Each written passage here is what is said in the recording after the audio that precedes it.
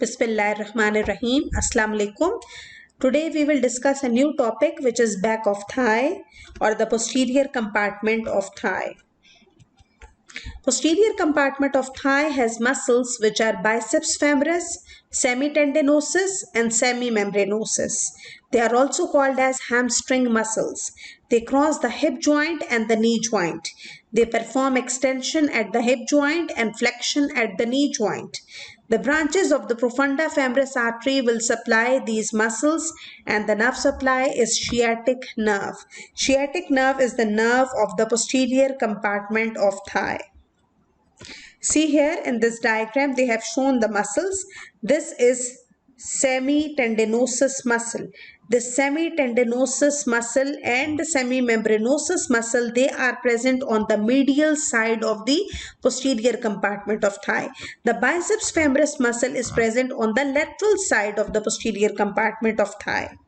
See in this diagram also they have shown the semitendinosus muscle and semimembranosus muscle, which is somewhat deep to the semitendinosus, and biceps femoris muscle which is inserting over the fibula. In this diagram you can see the sciatic nerve, okay, sciatic nerve which will divide at the lower end of the femur into the two nerves, the tibial nerve and the common peroneal nerve, which is also called as common fibular nerve. See here in this diagram, the semimembranosus muscle, it is inserting over the tibia and it is forming the oblique popliteal ligament. See here it is forming the oblique popliteal ligament. This is very, very important.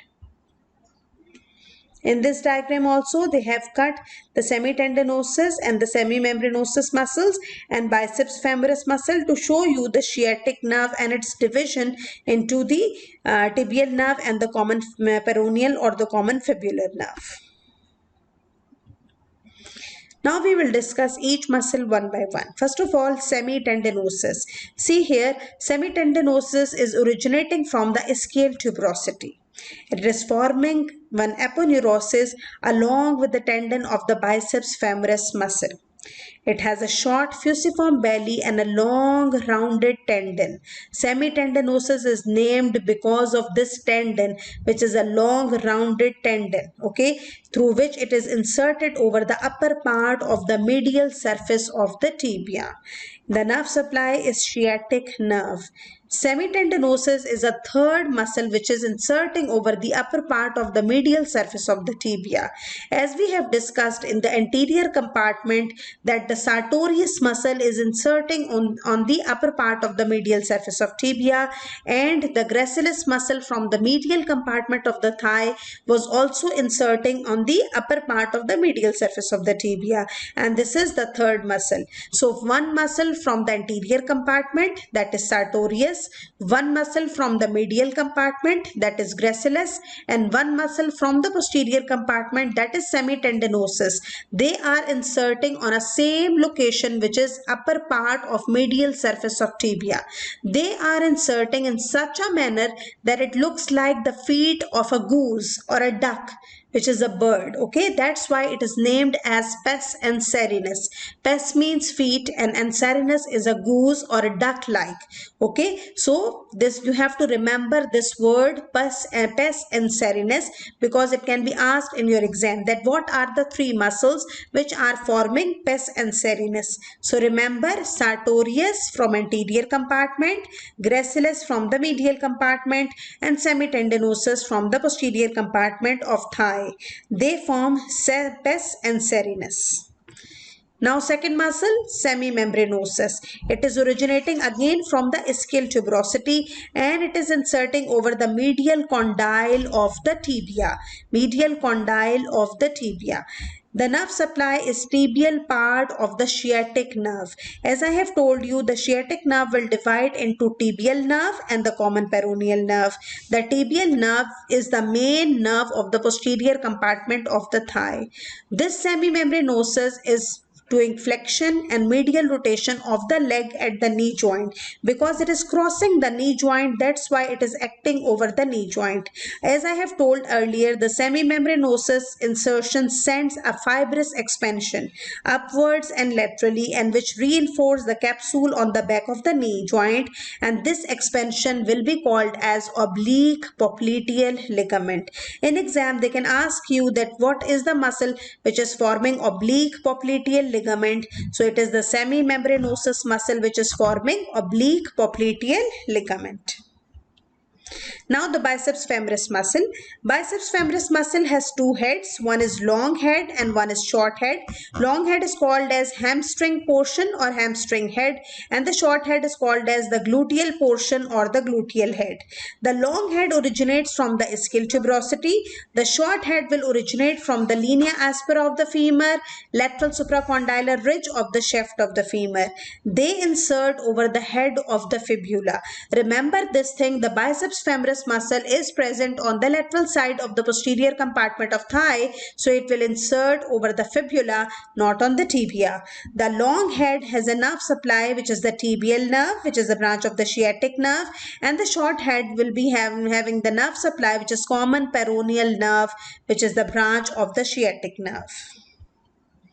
Adductor magnus muscle, again having two heads. The hamstring portion of the adductor magnus muscle will be present in the posterior compartment of the thigh. It will originate from the ischial tuberosity. See here, this is ischial tuberosity. It will insert over the adductor tubercle of the femur. Do you remember where is the adductor tubercle of the femur? It is over the medial epicondyle of the femur. Okay, present only on the medial side.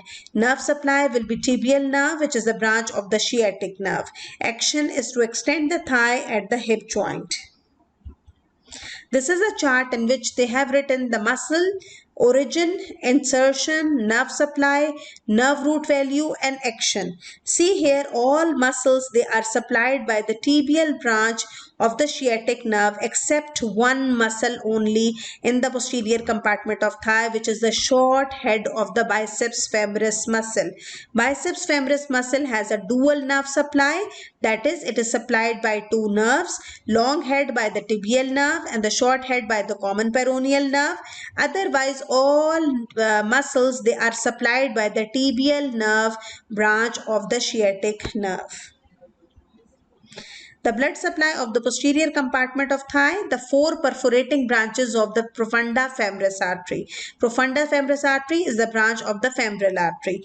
The profunda femoris vein drains the blood from the posterior compartment of the thigh, and it will drain into the femoral vein. Nerve supply of the posterior compartment of thigh is the sciatic nerve. Sciatic nerve is the longest nerve and the biggest nerve of our body.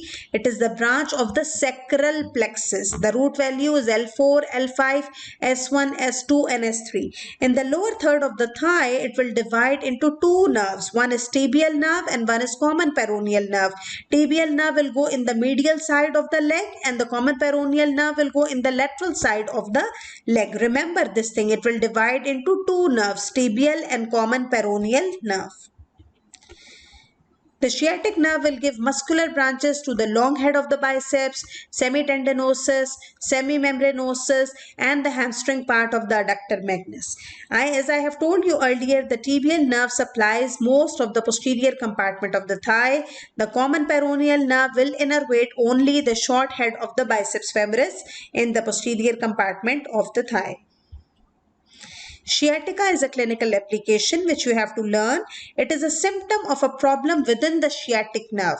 Because sciatic nerve is the largest nerve in the body, it can be compressed very easily. So there will be pain, there will be weakness and the numbness and tingling sensation in the thigh and the leg.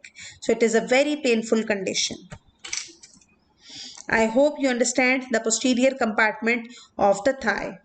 Thank you very much.